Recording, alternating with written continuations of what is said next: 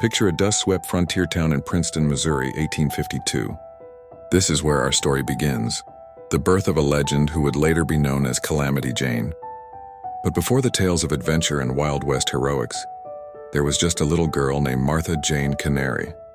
You might think you know her story, but the truth is far more compelling than any dime store novel could capture.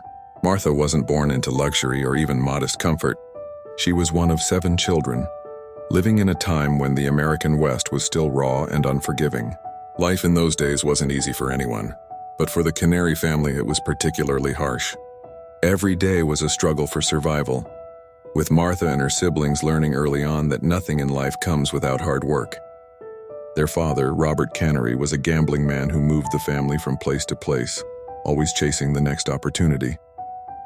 Their mother, Charlotte, tried her best to keep the family together, teaching her children the values of resilience and determination. But fate had cruel plans for young Martha.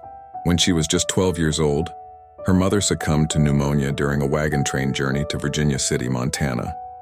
The loss was devastating, but it was only the beginning. 2 years later, her father, unable to cope with the loss of his wife and the pressures of raising 7 children alone, also passed away.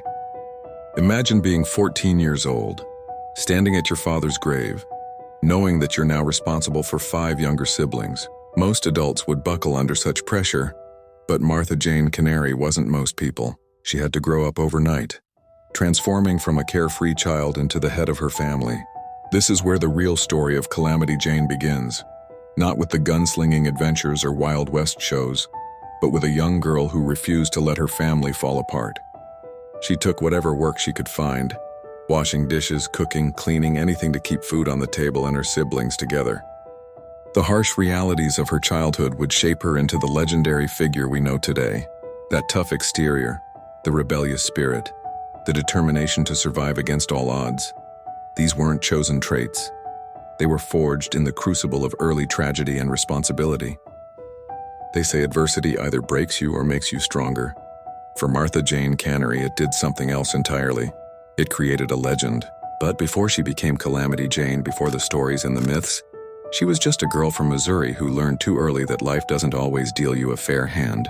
Sometimes you have to make your own luck, even when the deck seems stacked against you. This is where our story begins. On the frontier of America, with a young girl who would grow up to become one of the most fascinating figures of the American West. But remember, behind every legend, there's a human story.